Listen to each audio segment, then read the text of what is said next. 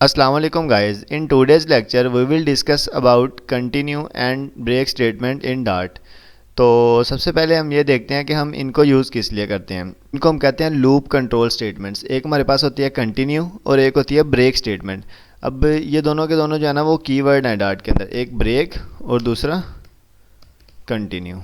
ठीक है, तो अब ब्रेक और कंटिन्यू किस लिए यूज़ होता है देखें। फर्स्ट ऑफ ऑल तो हमें नाम से पता चल रहा है कि ब्रेक का मतलब रोकना और कंटिन्यू का मतलब जारी रखना है। ठीक है, तो अब देखें इसको हम लूप कंट्रोल के अंदर किस लिए यूज़ करते हैं। ब्रेक स्टेटमेंट जो है ना, अब फॉर एग्जांपल आप लूप आइटरेट कर रहे हैं लेकिन कोई कंडीशन ऐसी है जिसके अंदर आपने लूप को ब्रेक करना है। रियल लाइफ की एग्जांपल अगर मैं दे के आपको समझाने की कोशिश करूं तो अब देखें फॉर एग्जांपल कोई बॉक्स है, हमने क्या करना है, हमने उसको उसमें से बॉल्स को फाइंड करना है। ठीक है, तो हम कहते हैं हम एक लूप चलाएंगे ना कि फ़र्स्ट ऑफ ऑल बॉक्स है, उसके अंदर काफ़ी कलर की बॉल्स हैं हमारे पास, तो हमें ब्लैक वाली बॉल चाहिए।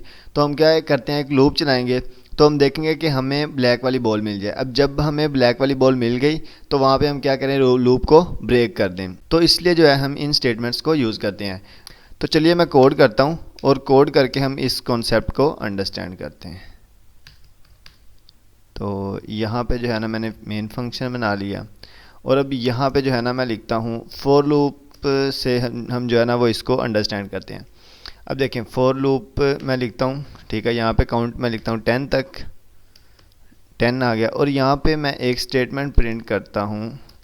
ठीक है, यहाँ पे सॉरी मैं करता हूँ आई प्लस प्लस हमारे पास हो रहा है, तो यहाँ पे मैं करता हूँ प्रिंट। ठीक है, और प्रिंट में करता हूँ वेलकम टू टेक्स्टार। ठीक है, अब देखें यहाँ पे मैं क्या करता हूँ, मैं ना यहाँ पे एक कंडीशन लगाता हूँ। ठीक है, अब मैं कंडीशन क्या लगाता हूँ, इफ़ आई इक्वल्स टू हमारे पास हो 4। ठीक है, तो क्या करो, तो हमारे पास एक चीज़ प्रिंट करवाओ। ठीक है, तो प्रिंट करवाओ हेलो। ठीक है, अब देखें क्या होगा हमारे पास। अब मैं ना एक दफ़ा इसको रन करता हूँ और आपको जो है ना वो उसकी आउटपुट दिखाता हूँ। देखिए हमारे पास यहाँ पे मैं क्या करता हूँ, मैं ना यहाँ पे ना आई को भी साथ में प्रिंट करवा लेता हूँ ताकि जो है ना वो अंडरस्टैंडिंग जो है वो आपकी डेवलप हो जाए इसके साथ। ये आई हमारे पास आ गया।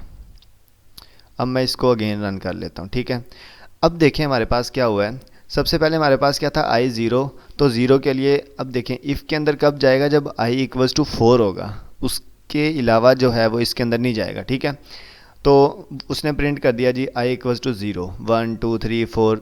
तो 3 पे जब आया, फिर उसके बाद जब 4 पे आना था उसने, तो 4 पे पहले इसके अंदर गया। ठीक है, और उसके बाद फिर यहाँ पे आया और यहाँ पे मैं एक और स्टेटमेंट लिख देता हूँ। ठीक है, और यहाँ पे मैं लिखता हूँ लूप फिनिश्ड। ठीक है, लूप फिनिश्ड, और यहाँ पे जो है वो इसको सेव कर देता हूँ। अब मैं दोबारा से इसको रन करता हूँ। देखें अब हमारे पास क्या है, 0 1 2 3। अब 3 तक तो हो गया, ठीक है जी, लूप चला। उसके बाद 4 पे क्या हुआ है, 4 के अंदर हेलो भी प्रिंट हुआ है। ठीक है, अब हेलो कब प्रिंट हुआ है, जब कंडीशन ट्रू हुई। ठीक है, तो यहाँ पे क्या हुआ, कंडीशन के अंदर गया। ठीक है, हेलो प्रिंट किया, उसके बाद ये वाला प्रिंट किया, उसके बाद फिर 5 के लिए, 6 के लिए, 7 8 9 के लिए जो है वो प्रिंट हुआ है। ठीक है, क्योंकि हमने यहाँ पे कंडीशन लेस देन 10 रखी है तो इसलिए 9 तक प्रिंट हो रहा है। अब देखें यहाँ पे ब्रेक स्टेटमेंट क्या होती है। ब्रेक स्टेटमेंट क्या करती है, ब्रेक स्टेटमेंट, अब देखिए मैं कहता हूँ कि भाई मुझे चाहिए सिर्फ आई इक्वल्स टू 4, कि जहाँ पे भी आई इक्वल्स टू 4 आए हमारा लूप जो है वो ब्रेक कर जाए। ठीक है, अब देखें जहाँ पे 4 आया, ठीक है, उसके बाद क्या हुआ, हेलो प्रिंट किया और उसने जो है वो ब्रेक कर दिया। ठीक है, अब 5 वाला प्रिंट नहीं हुआ। फॉर एग्जाम्पल ब्रेक स्टेटमेंट आप कहीं भी यूज़ कर सकते हैं लूप के अंदर। ठीक है, अब देखिए मैं वेलकम टू टेक्स्टार के बाद इसको अगर मैं करूँगा ना, ठीक है, तो अब मैं इसको रन किया ना। ठीक है, जब मैंने इसको रन किया तो देखें ये एक दफ़ा एग्जीक्यूट हुआ है। ठीक है, 0 इसने प्रिंट कर दिया।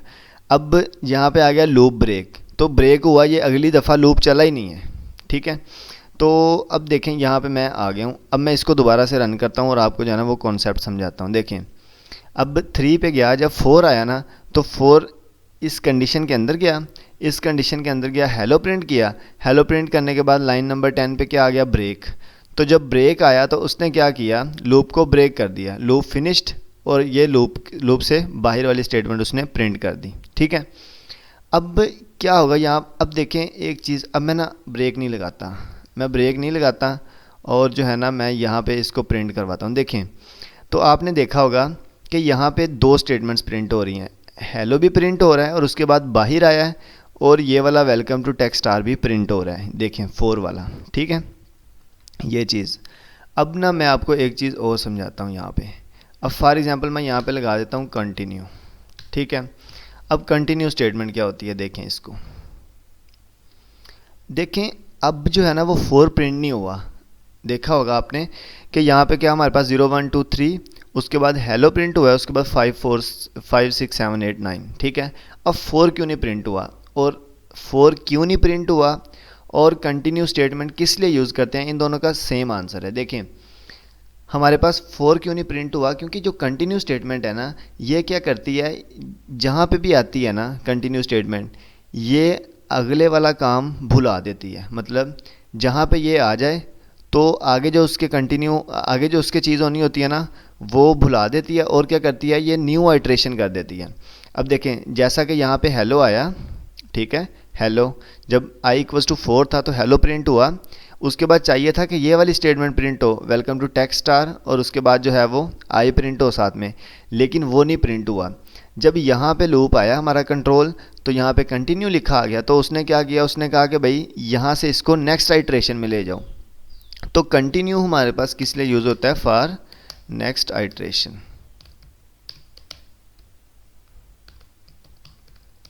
ठीक है, कंटिन्यू हमारे पास किस लिए यूज़ होता है, फॉर नेक्स्ट आइट्रेशन, और हमारे पास ब्रेक स्टेटमेंट किस लिए यूज़ होती है, फॉर ब्रेक दी लूप।